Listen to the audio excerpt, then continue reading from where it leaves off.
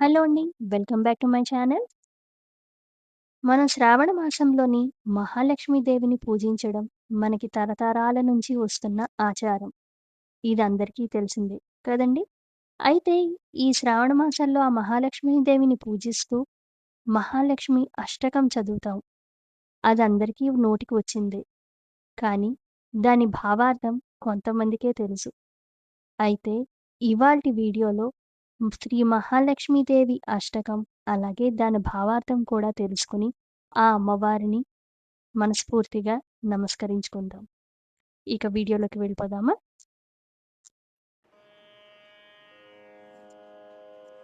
నమస్తేస్తు మహామాయే శ్రీపీఠే సురపూజితే శంఖచక్ర గదాహస్తే మహాలక్ష్మీ నమోస్తుతే. దీని భావం: శ్రీపీఠమునందు నివసించినది, దేవతలచే పూజించబడిన ఓ మహామాయా స్వరూపిణి, చేతులలో శంఖము, చక్రము, గదను ధరించిన ఓ మహాలక్ష్మి, నీకు నమస్కారం. నమస్తే గరుడారూఢే కోలాసుర భయంకరి సర్వపాపహరే దేవి మహాలక్ష్మీ నమోస్తుతే.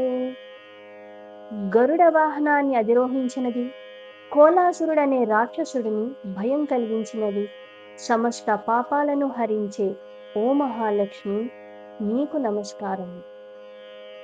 సర్వజ్ఞే సర్వవరదే సర్వదుష్ట భయంకరి సర్వదుఃఖహరే దేవి మహాలక్ష్మి నమోస్తుతే.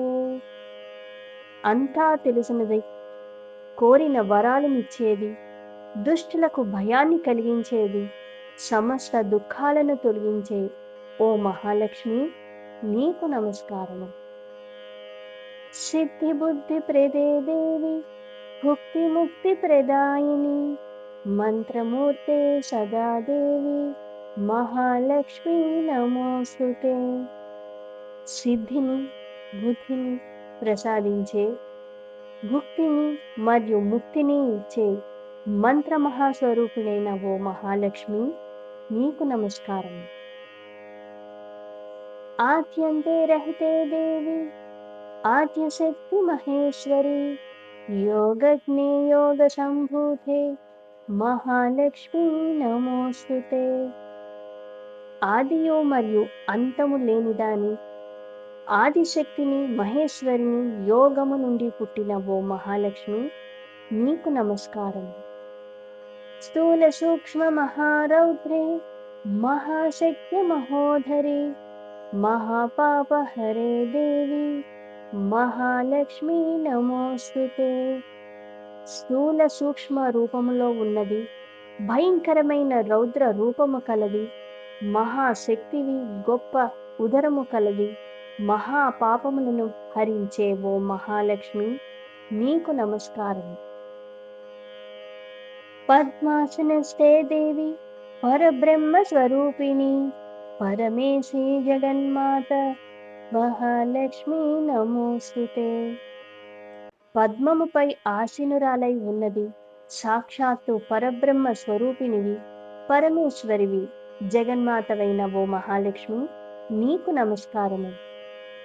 శ్వేతాంబరధరే దేవి నానాలంకార భూషితే జగస్మితే జగన్మాత మహాలక్ష్మి నమోస్తుతే.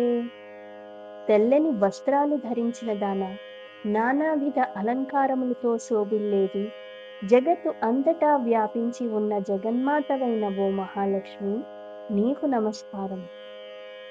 మహాలక్ష్మి అష్టకం స్తోత్రం యః పఠేద్భక్తిర్మానరః సర్వసిద్ధిమవాప్నోతి రాజ్యం ప్రాప్నోతి సర్వదా.